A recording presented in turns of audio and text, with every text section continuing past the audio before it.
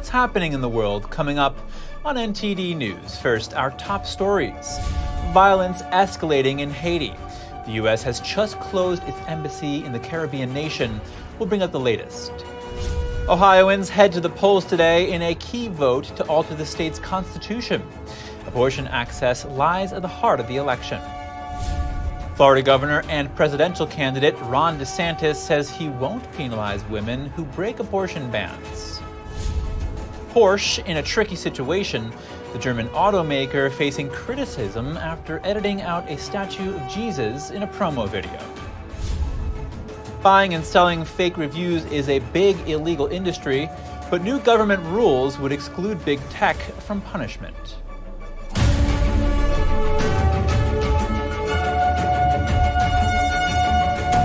Welcome to NTD News Today.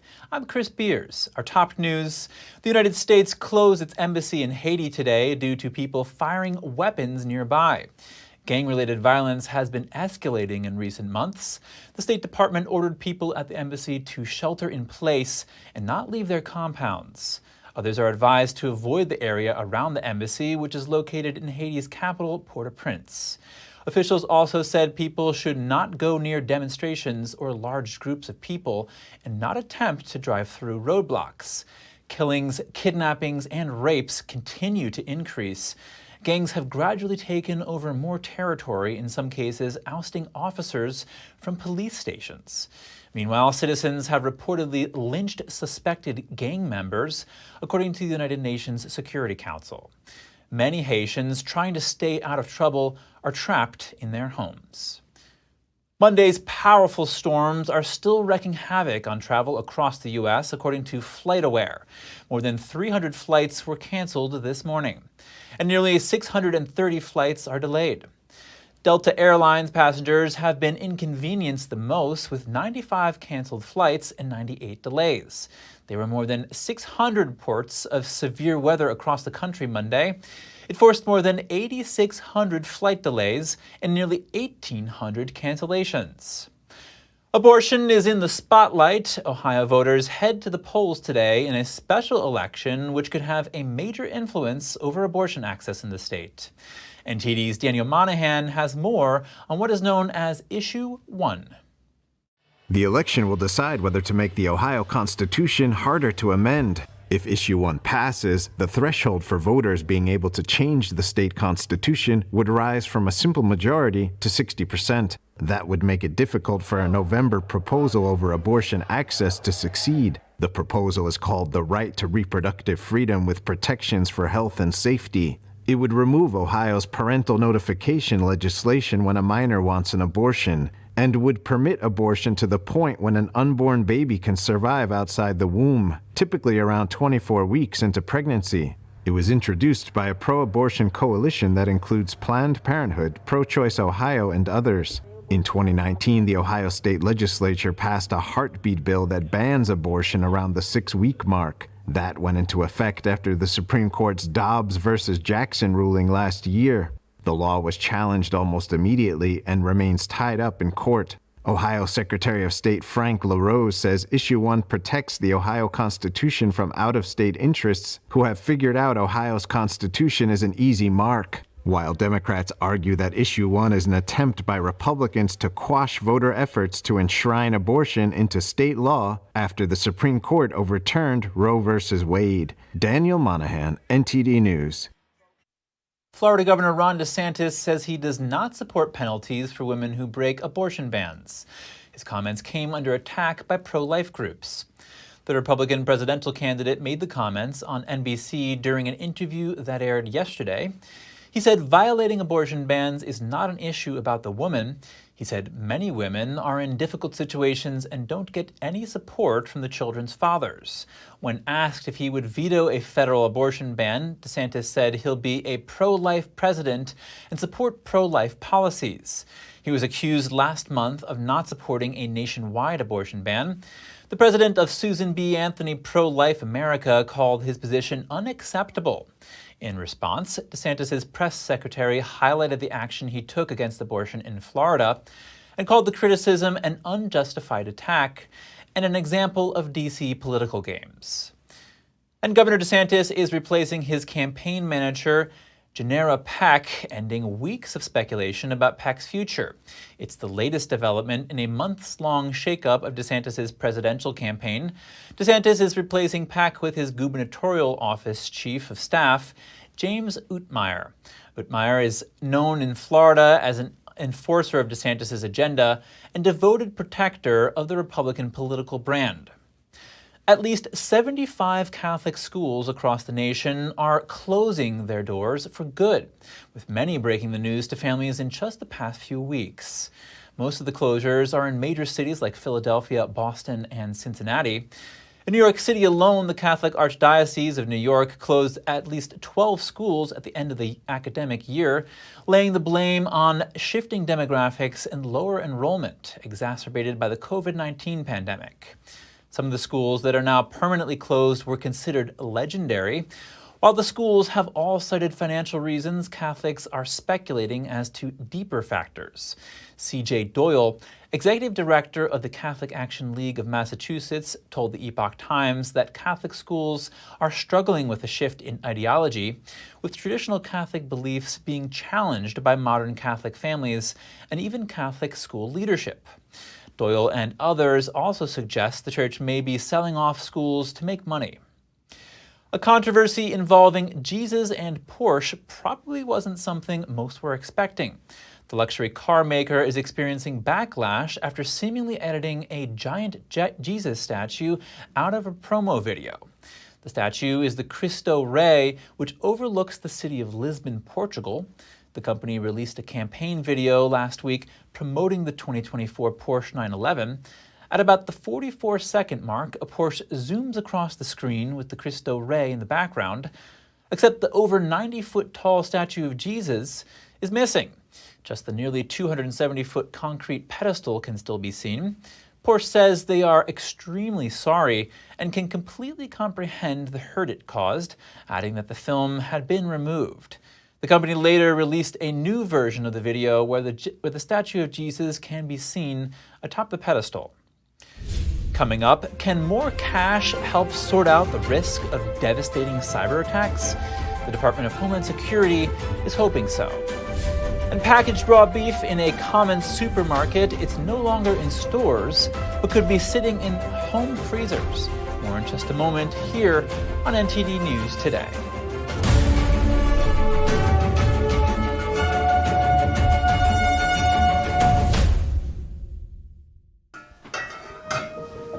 Hey, I told you enough of that. But look, this is different. It's Ganjin World.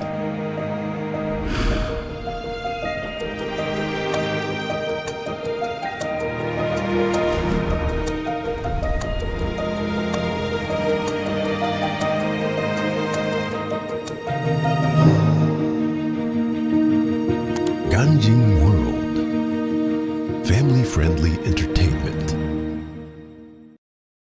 One single person is sometimes all it takes to change the course of history.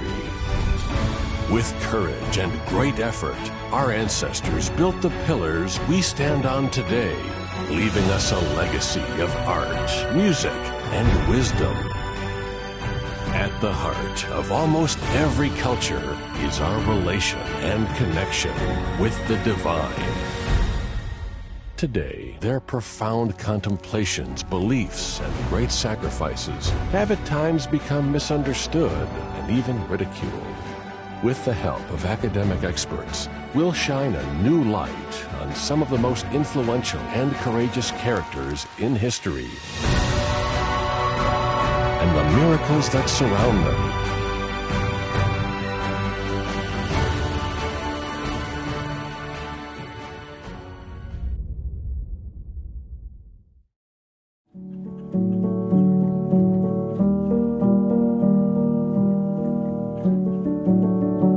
A painting that has true beauty.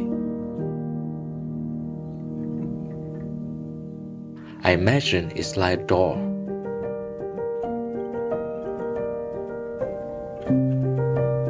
The artist holds the key to open the door and bring people to a purer world.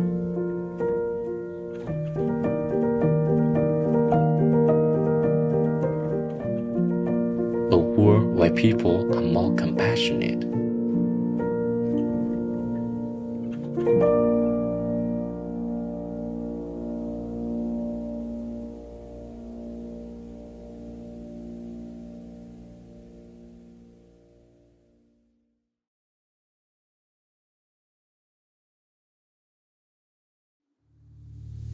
I am Li Qing-yung, the founder of Kwai Shan Fang.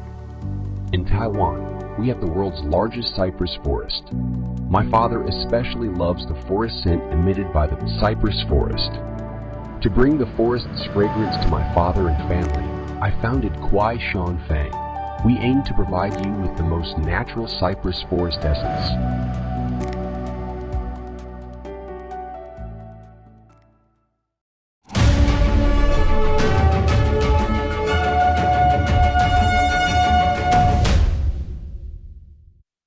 Welcome back. Fake reviews are one of the fastest growing black markets in the United States. Tech giants like Facebook being accused of hypocrisy when it comes to fixing the problem. Kay Dean is founder of Fake Review Watch and an international expert on fake reviews. She says tech companies like Facebook seem very concerned about disinformation, but fake reviews are a form of disinformation that affects millions. Facebook did not respond to inquiries about the issue. There are an estimated 10,000 fake review groups operating worldwide on Facebook, with some selling reviews for as little as 50 cents a review. There are also allegations of double standards from the government when it comes to enforcing laws against fake reviews. Last week, the Federal Trade Commission introduced a series of regulations to put an end to the rampant and growing practice. But buried in the proposed policy changes is the agency's agreement to exempt platforms like Facebook, Amazon, and Google from penalties or liability. Amazon responded to inquiries, saying the incentive to post fake reviews makes fighting them a complex challenge. More cash to combat growing cyber threats to key infrastructure and public safety. The Department of Homeland Security is freeing up around $375 million in funding. The funding is for fiscal year 2023 and is part of the state and local cybersecurity grant program. The program seeks to enhance cyber resilience among state, local, and territorial governments across the U.S. DHS Secretary Alejandro Mayorkas says any locality is vulnerable to a devastating cyber attack in today's threat environment, adding that those can be targeted at a hospital, school, water, or other systems. A rare shark attack at a New York City beach left a 50-year-old woman hospitalized in critical condition. Officials don't recall any previous reports of shark attacks at this beach. Officials say the woman was likely surfing at the time of the attack, and she was unconscious when first responders arrived, either from blood loss or shock. Lifeguards cleared the Rockaway beach. Police searched for sharks but did not find any. The beach remains closed to swimmers and surfers. They will patrol to keep people out of the water and will monitor by air for sharks. The woman was bitten just before 6 p.m. Monday evening.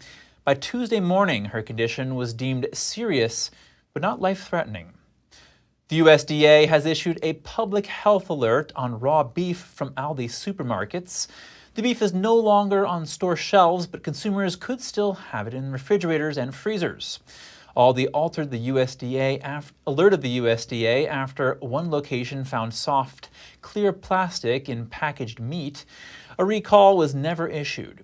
The beef is marked as packaged on July 25th. It has a use or freeze-by date of August 22nd. It's labeled as Black Angus beef for carne picada and sold as 1.5-pound plastic tray packages. There have not been any confirmed reports of illness or injury related to the product. Consumers are urged to throw away the beef or return it to an Aldi location. The CFO of Tesla has officially resigned. Zachary Kirkhorn said he remains in the job until the end of the year to allow for a smooth transition. Kirkhorn began to work at Tesla as a financial analyst in 2010 and was promoted to CFO in 2019. When he started with the company, it was worth around $50 billion. It's currently worth around $780 billion. Tesla has already named a new CFO. Neither Kirkhorn nor Tesla provided a reason for the departure. President Biden is set to designate the fifth national monument of his presidency. That's alongside his trip to the Grand Canyon today. The new monument prevents potential uranium mining on nearly 1 million acres of greater Grand Canyon landscape. The area includes biodiverse habitats, provides refuge for wildlife, and is sacred to the tribal nations that live there. During his visit, Biden is also planning to announce $44 million in new climate resilience funding for national parks.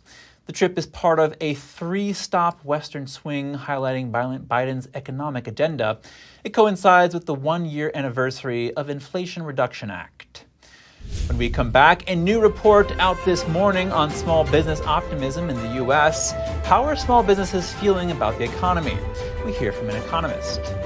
And Americans are in a record amount of credit card debt. How did we get here? And what can people do to get back on the track? We'll take a closer look when we return.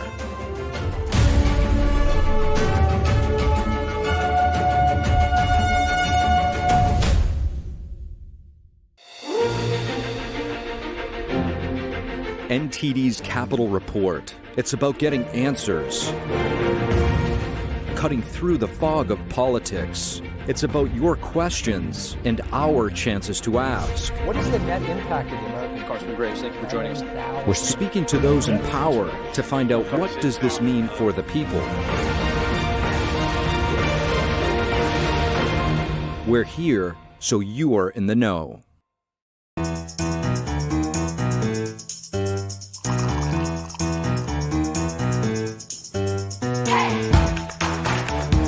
Good morning. I'm Evelyn Lee. And I'm Kevin Hogan.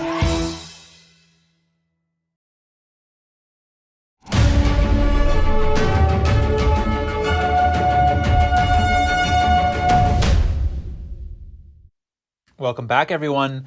More than 11,000 Los Angeles city workers have walked off the job today. Negotiations have broken down between local unions and the city. Joining other unions in the region, city workers have said they will shut down the city for 24 hours. The Service Employees International Union Local 721 represents about 95,000 workers in Southern California, making it the largest in the region. It's the first strike of its kind in about 40 years. The union said the city has flat out refused to honor previous agreements at the bargaining table and that it prompted workers to file unfair labor practice charges. The union wrote, "We're striking for respect, plain and simple, and if we don't get it, we'll shut it down." How are small American businesses feeling about the economy? The latest Small Business Optimism Index came out this morning with both negative and positive signs. NTD Business's Don Ma talks to the chief economist at the organization behind the report, the National Federation of Independent Business. And now I'm happy to bring in NFIB's chief economist, Bill Dunkelberg, to talk to me about the Small Business Optimism Index that was just released a few hours ago. So, Bill, it seems like U.S. small business confidence edged up to an 8th-month high in July, but I'm sure that's not the whole picture, so that's why you're here. Well, what are some of the key takeaways from the July report? Well, you're right. It did go up a little bit, but for 19 months now, it's been well below our 50-year average of 98. So we're a long way from even being average, and it's been a long time since we've seen a good reading. So would you say small businesses are not optimistic about the future, about the business environment?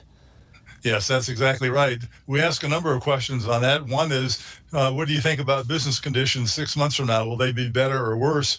And we look at the net number, the percent who say better minus the percent who say worse. That's a minus 30.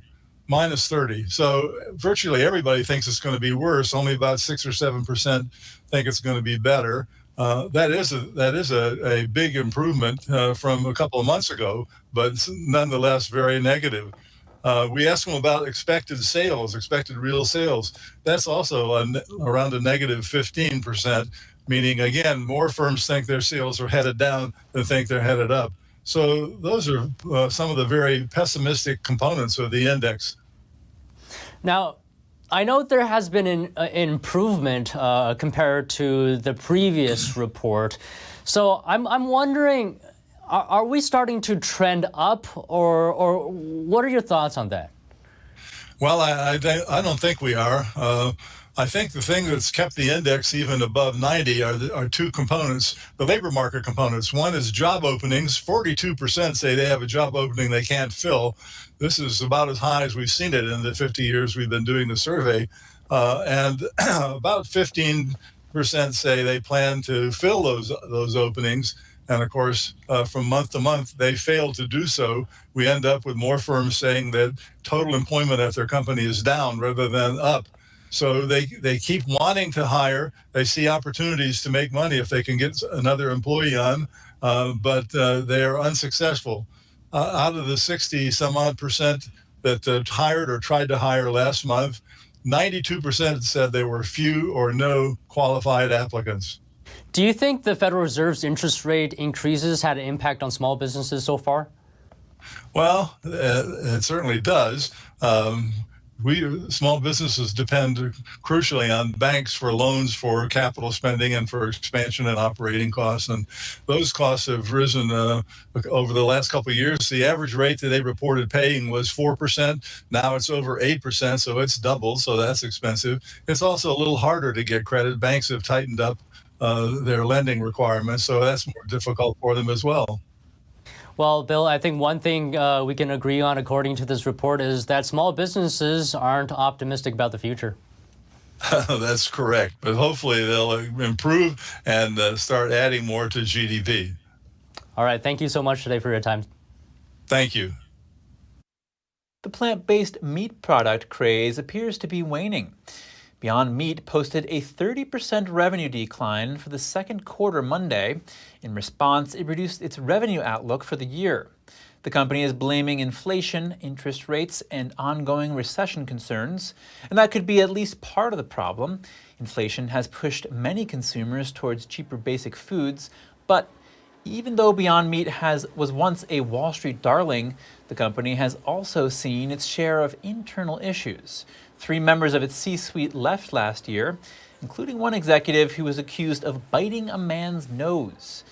The company's stock slid 10% in after-hours trading Monday. It's down more than 60% for the past year. Credit card debt hits an all-time high. The Federal Reserve Bank of St. Louis reports that Americans now owe over $1 trillion. Meanwhile, introductory rates averaged 22.39%, a sharp increase from last year's 18.89%.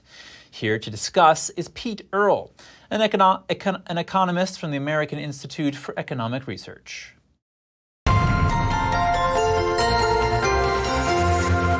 Pete Earle, thank you for joining us. Great to be here. Pete, what does this record credit card debt say about the state of the American economy? Well, the path that consumer debt levels have traveled over the past several years really tells a story about the U.S. economy. When pandemic policies caused tremendous unemployment and economic malaise in 2020, a lot of people took on credit or added to their balances to pay bills and keep their heads above water. In 2021, credit levels fell a bit, but once inflation began running in 2022, and especially when it surpassed 9% in July of 2022, Americans have taken on tremendous amounts of debt to stay ahead of rising prices. And now, for the first time, it's surpassed $1 trillion. And how do the rate hikes that we've been seeing factor into all this? Yeah, they're the major factors in this colossal mountain of debt that we see. Low interest rates and easy credit made debt easy to accumulate, and then heavy-handed pandemic policies and very loose monetary policy promoted, or rather caused inflation. And that, in turn, promoted the assumption of debt. And now we have high interest rates and tightening credit, and that's making that $1 trillion worth of debt more and more difficult for people in debt to maintain. And Pete, NerdWallet recently conducted a survey that found a third of Americans haven't told anybody about how much debt they owe, and 2/5 of Americans are embarrassed about how much credit card debt they owe. Does this shame and secrecy surrounding credit card debt factor into how much debt we've accumulated? Yeah, that's an interesting point. I certainly think that for many people, the accumulation of debt is associated with either maintaining standards of living that were unrealistic or maybe keeping up appearances. So there's likely to be secrecy there. Debt accumulation is also a pretty prominent factor in financial problems, which are a major cause of divorce. So social problems are likely as well to evolve out of this situation. And what's your advice to people struggling to get out of credit card debt? The advice that one typically hears is to focus on one credit card or one loan at a time, paying as much as you can on that while paying the minimum on others. And then eventually, when they're paid down, cancel the sources of credit until the available amount is manageable in light of your personal income and your circumstances. But that's very difficult advice to follow in normal times, let alone times where we have rising prices and more and more difficult financial circumstances around us. Now, in addition to this credit card debt, we're dealing with inflation, as you mentioned. We talked about these rate hikes and the student loans repayments that have been on hold since the pandemic are about to kick back in October. Are we on the verge of a recession here? What do you think is going to happen? So last week we had a 2.4% second quarter GDP number, which looked strong, but really it only had two factors supporting it: consumer spending and fixed investment in the form of payments from U.S. government through various programs to companies that are building semiconductor foundries and that sort of thing. I predicted in the AIR's March 2023 Business Conditions Monthly that the U.S. would enter recession by September 2024, based upon a few factors. The exhaustion of the consumer, we have rising unemployment, we have lag effects of inflation, some other factors. And now with a spike in both credit card and auto loan payment delinquencies and bankruptcies on the rise, I think that's coming. I mean, none of that guarantees a recession, but in my view, in the aggregate, I think the chances of a soft landing are diminishing pretty rapidly. Pete Earle, economist for the American Institute for Economic Research, thank you. Thanks for having me. And if you have any news tips or feedback for the show, please feel free to email us at news.today@ntd.com. When we come back, a silent protest on a street in London after Chinese political slogans on an art wall sparked backlash. And the U.S. says China attending Ukraine talks in Saudi Arabia was productive. Officials from both sides met briefly amid rising tensions. More shortly here on NTD News Today.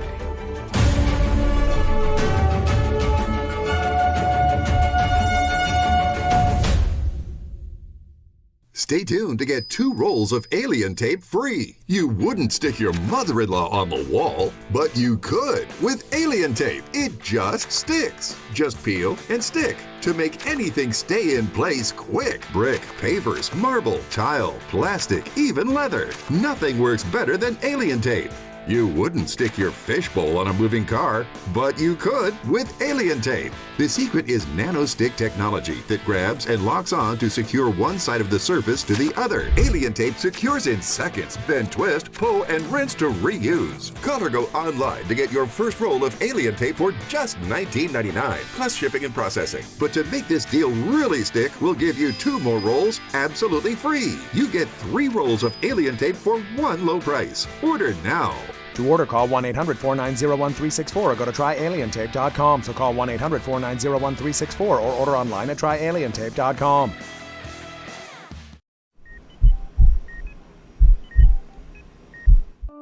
I had a pretty normal mom life. Everything was pretty good, and it was a very happy life. And we just had a new baby.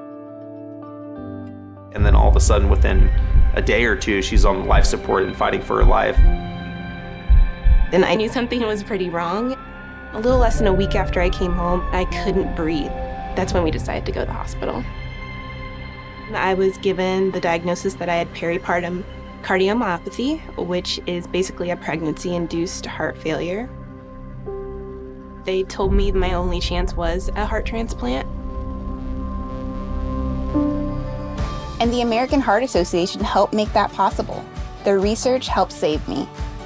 This could not happen without monthly donations from friends like you. Your sustained support helps fund life-saving research that leads to medical breakthroughs, like those that gave Jen a second chance at life. Heart disease is the #1 killer in America, and we urgently need your help to save lives. Go to helpheart.org or call now to become a monthly donor today. Your donation of only $19 a month, just 63 cents a day, will make a difference through prevention, early detection, treatments, and cures that help save lives. I am very thankful for the American Heart Association. I'm grateful for just every day that I get with my children. Please go to helpheart.org or call now with your donation of just $19 a month. Join our community of monthly donors, and you'll get this limited edition t-shirt you could wear to show you're helping save lives. One simple act today can save your life or the life of a loved one. So please, call or go to helpheart.org now to help save lives.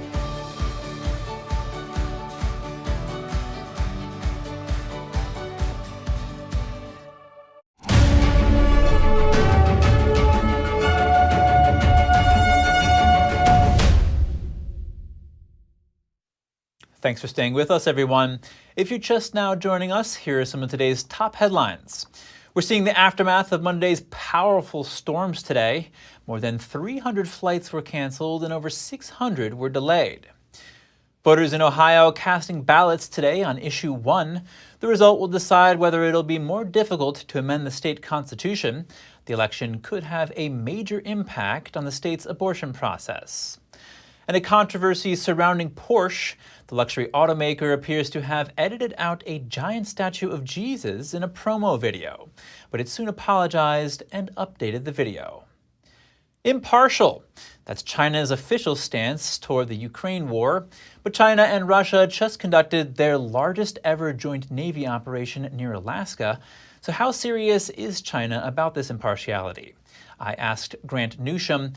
He's a retired Marine Corps colonel and senior fellow at the Center for Security Policy. Grant Newsham, thank you for joining us. Oh, glad to be here. Thanks for having me. Grant, at the recent Jeddah talks, China says it wants to remain impartial on the war in Ukraine. Given its increasingly close role with Russia, is it really possible for them to remain impartial in the war? Well, no. And really, there's nothing in China's behavior that would suggest that it is going to be impartial. And that's always the important thing to watch. When China says something like this, you will find that it has a lot of people in the West, particularly in the U.S., grasping at straws, thinking, well, this time China's serious. This time they really do want to give peace a chance. But there's really no reason to think that anything will come of this. China's said things like this before, but there's really no reason to believe them this time. So why are they saying this again? What's the tactic here? Well, one of the sort of things they get out of it is they get the Americans in particular, but also the Europeans to some extent, to back off, to not pressure China on things like, well, unfair trade practices, human rights, pressure they're putting on our friends or allies, the Filipinos, on Taiwan, pressure they're putting on Japan. Maybe we won't say anything about the Chinese and the Russian naval exercises near Alaska. So that's really the big effect, is it creates this hope, false hope, and you find that, as I said, the Americans in particular will pull back a bit. They won't pressure China on things that are really of considerable interest to us, but we think, well, maybe there's a hope with Ukraine, and we will back off. So that, I think, is the big thing China gets from it, creates the illusion of being a responsible country. Grant, China has proposed its own peace deal for Ukraine. Tell us about that deal and the international response to it. Well, ironically, the international response has been pretty lukewarm to it. China is not really saying that Russia did anything wrong or even has to suffer any consequences for what they did to Ukraine.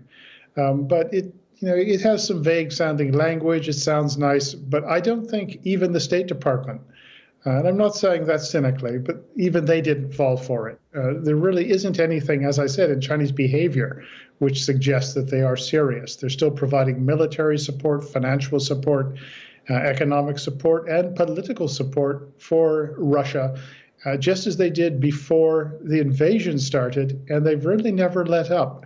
So there's really just a few instances of language that people have jumped on to say, oh, the Chinese are different. They really do want to work this out. But there's a lot of cynicism. But at the same time, you will find that we at least instinctively back off the way that the U.S. government and successive administrations have when it comes to North Korea. We think, well, we just must have Chinese help with fill in the blank, North Korea, climate change, and thus we don't pressure them on the things which I just mentioned. Grant Newsham, retired Marine Corps Colonel and Senior Fellow at the Center for Security Policy, thank you. Well, thanks for having me. Glad to be here. Chinese propaganda on the streets of London, sparking a silent protest. The city's Brick Lane, famous for its street art, has been at the center stage since yesterday.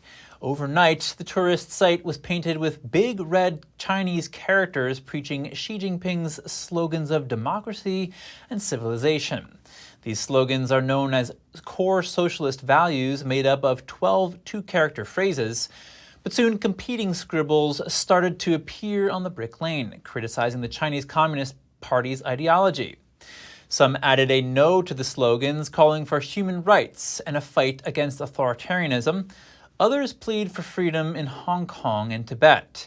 One picture shows a message countering Xi's so-called socialist values, calling it democracy without human rights and civilization without morality. A creator of Xi's slogans defended his work, saying it was in line with Western free speech. He told the BBC that China's slogans are also common goals for the world, but critics argue that his act vandalized the original paintings on the wall, calling it a brutal destruction of other people's art. Another comment questions, do you dare to go to Beijing and write democracy and freedom? If you dare, the home country you love will dare to arrest you. U.S. officials meet Chinese envoy amid Ukraine peace talks in Saudi Arabia. The White House called Beijing's presence at the meeting productive, while China repeated its controversial proposals for a ceasefire. The summit was held over the weekend in the Saudi Arabian port city of Jeddah. It aimed to draft key principles for ending the war in Ukraine. U.S. National Security Advisor Jake Sullivan and Deputy Secretary of State Victoria Nuland were on site. They held a brief meeting with China's Special Envoy for Eurasian Affairs and former ambassador to Russia, Li Hui. We have long said that it would be productive for China to play a role in ending the war in Ukraine if it was willing to play a role that respected Ukraine's territorial integrity and Ukraine's sovereignty. Miller didn't address the details of the meeting, but it comes amid heightened tensions between Washington and Beijing. Just over the weekend, the U.S. State Department criticized Beijing for attacking a Philippine ship in the South China Sea. That followed the Navy's recent response to Chinese and Russian warships approaching Alaska. The world's largest contract microchip maker is set to build its first European factory in Germany. The Taiwanese company TSMC is branching out. The company is investing over $3.8 billion in the deal. The plant will be located in the eastern German city of Dresden, where TSMC has been in talks with local authorities since 2021. Chip manufacturers AMD, Infineon, and Bosch already operate plants in Dresden. When we return, Kyiv has taken down Soviet symbols from a landmark monument. Officials said the move marks a resistance to Russia on the cultural front. And Crimea sees few tourists this summer. Its proximity to the war in Ukraine makes vacationers think twice about the once popular destination. Stay tuned for more on that when we return.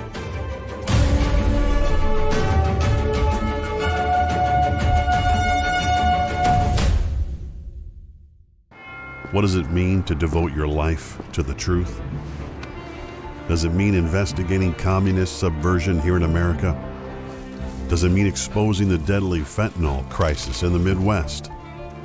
Or spending late nights and covering deep government corruption? Because at a time when America's traditional values are under attack, it's the responsibility of righteous journalists to uphold truth and tradition. The stories that need to be told, the voices that need to be heard, the truth that you need to see. Get unbiased and in-depth news. Don't miss a beat. I'm Stephanie Cox. At NTD, we're here for you.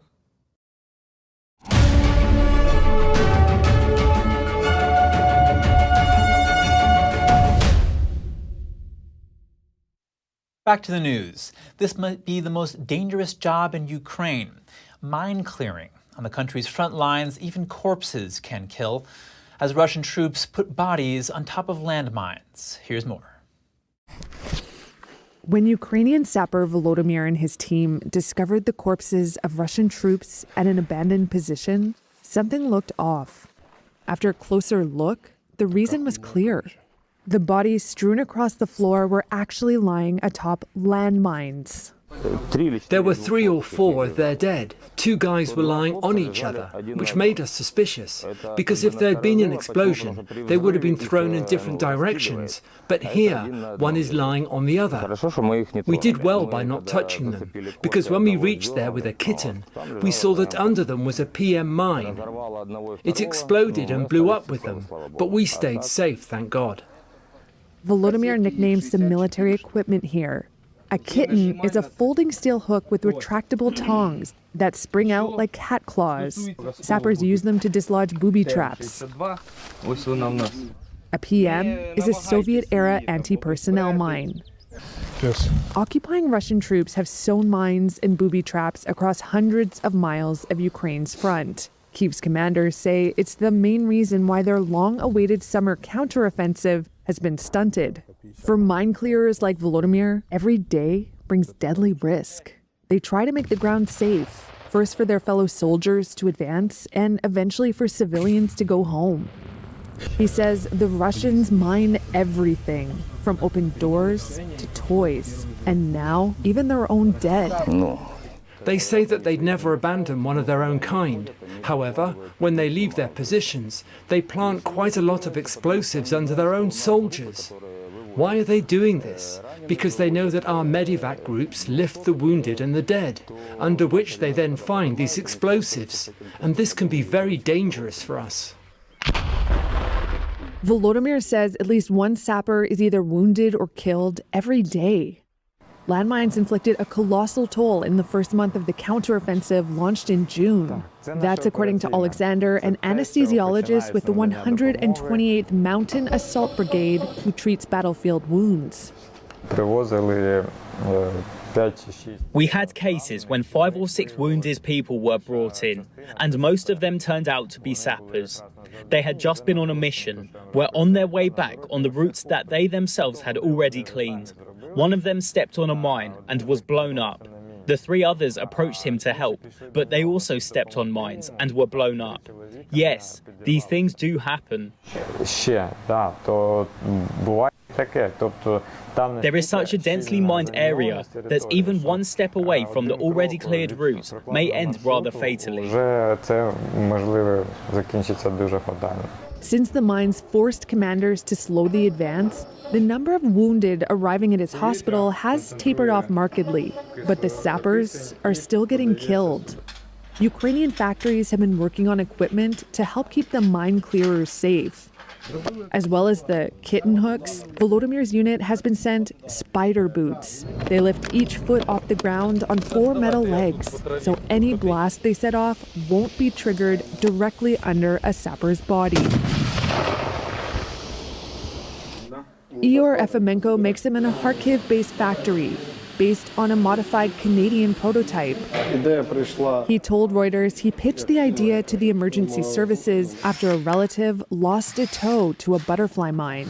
But despite these preventative measures, Alexander knows the danger won't end soon. We would have liked to just wake up one day as if it were a nightmare, he says, a bad dream, and we just shrugged it off. But this is the reality. Kyiv is taking down symbols from the Soviet era. The crossed hammer and sickle sign is no longer part of the city's iconic Motherland monument. Workers began dismantling the Soviet coat of arms in July. It's part of a cultural shift toward a stronger Ukrainian self-identity following a recent political tilt toward the West. The shift has angered Russian leader Vladimir Putin, who used it as a part of his justification to invade Ukraine. Kyiv said Putin's war was an imperial mission to re-establish the Soviet Union. Ukrainian acting cultural minister said removing the symbols represents a cultural defiance against Russia. Not only do we have to guarantee resistance on the actual front line, but also put up a successful fight on the ideological and cultural front line.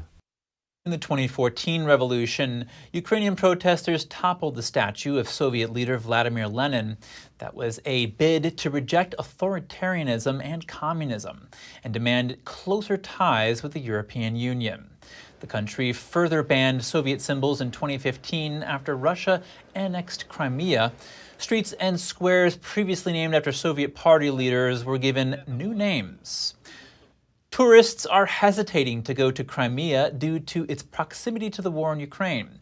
NTD's Andrew Thomas has more on the destination, once popular for its sandy beaches.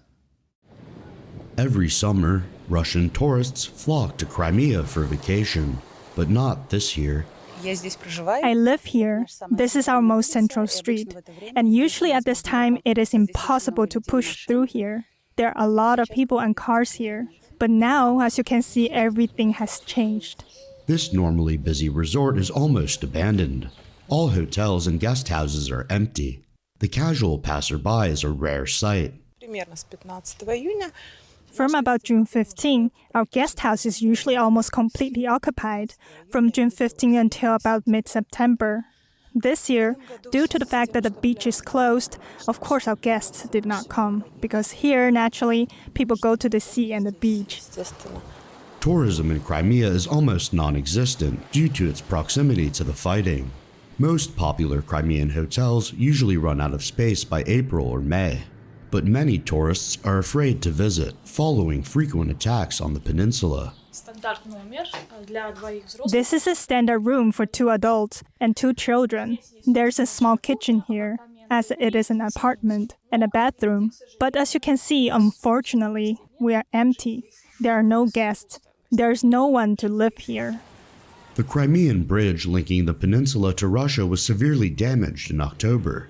The most recent attack on July 17th forced the second closure in less than a year. 2 people were killed. Local businesses are struggling to survive. The summer season is typically their only source of income. The tourist flow, when compared with the season before the start of the special military operation, that is with the season of 2021, will probably fall 4 times. Compared to last year, I think the drop could be up to 50%.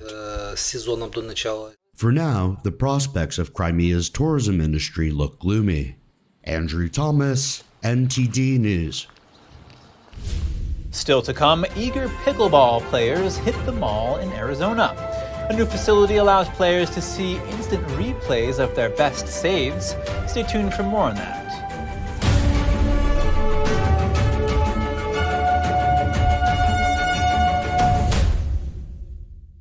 What if you could whiten your teeth by simply brushing your teeth? Now you can with Smile Actives, the teeth whitening breakthrough that safely gets your teeth white and keeps them white every day, just by brushing your teeth. I never thought that whitening my teeth could be so easy. I just put the gel on the brush, the toothpaste on it, brush, and I can see my white teeth. Simply add Smile Actives to any toothpaste and our patented PolyClean technology activates into a powerful microfoam that penetrates into the enamel surface to safely lift and remove stains. You need a simple way to whiten your teeth.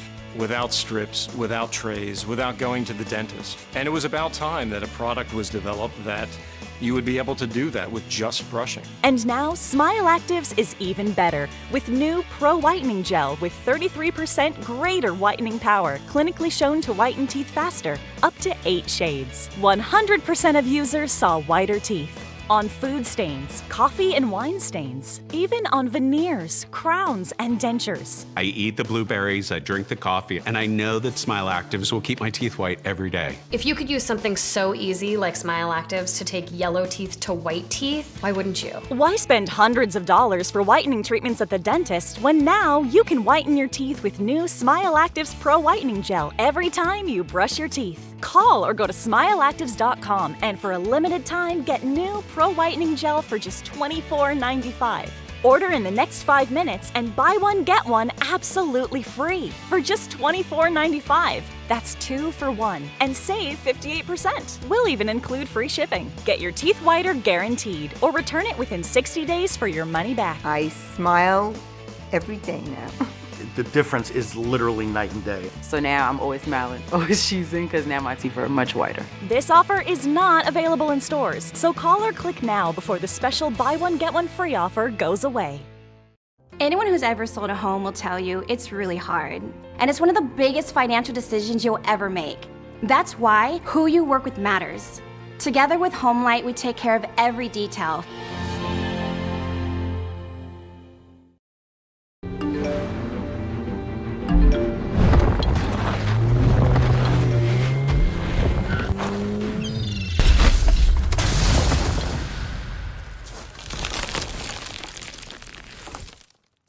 Taiwan's endangered stout camphor trees are worth conserving. Alps Biotech is committed to nationwide restoration to maintain eco-balance. To help counter global warming, we're keen to act on carbon reduction and attain zero emissions. We're realizing ESG sustainability while building up carbon credits. Restoring stout camphor trees, promoting global sustainability. Alps Biotech.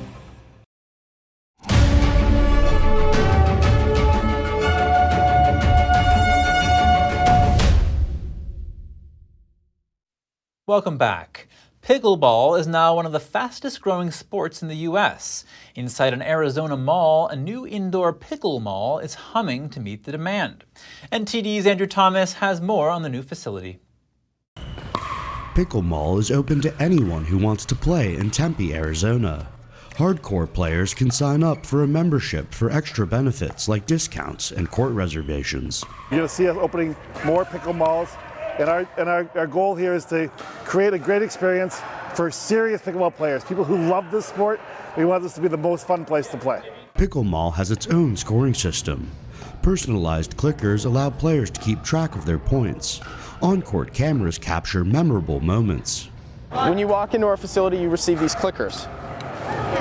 When you hit a point, or when you win a point, you go and click your clicker for your side. The point thing changes, you clip these on your belt. That way you never have to go back to the screen, and you have your scoring history in your app. So when you have a great replay that you wanna memorialize, you go here and you hit the replay button, and the replay is saved.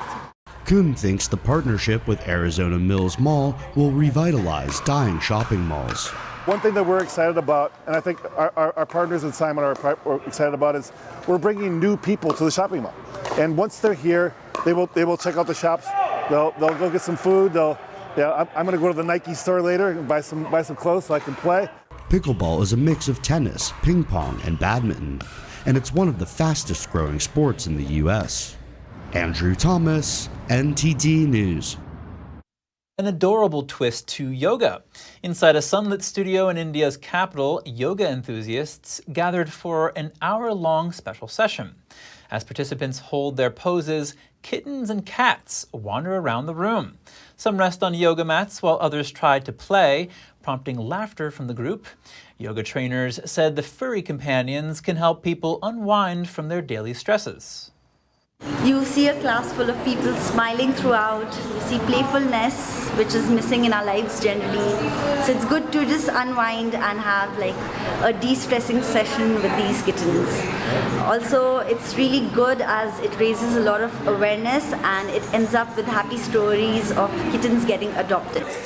I think this yoga with cats is much different from just working out or yoga because of the added serotonin boost, and it keeps you distracted in a good way. Some even take midday breaks from their office jobs to join the training. The classes are organized under an initiative known as the Paw Hour. It also helps promote pet adoptions. Organizers say after each class, they get tons of requests to adopt animals. A new member to the world's most threatened zebra species. Keepers at a British zoo are celebrating the birth of an endangered Grevy's zebra. The foal arrived last month. Mom Henna gave birth after an epic 13-month pregnancy. The baby's name, Zinabe, means raindrop in Ethiopia's main language. He's a little miniature of his mom, except for his unique black and white stripe pattern. It's estimated there's just 2,000 breeding male and female Grevy's zebras left in the wild. The animal's natural habitat is in the Horn of Africa. Thank you for tuning in today. I'm Chris Beers.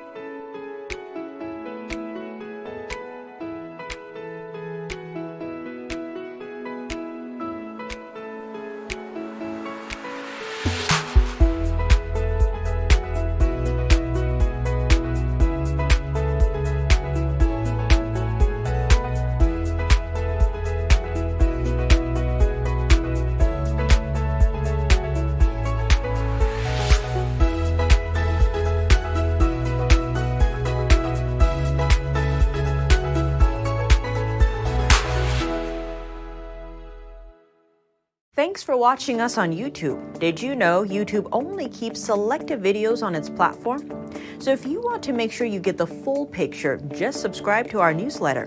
Go to newsletter.ntd.com and sign up. It's free.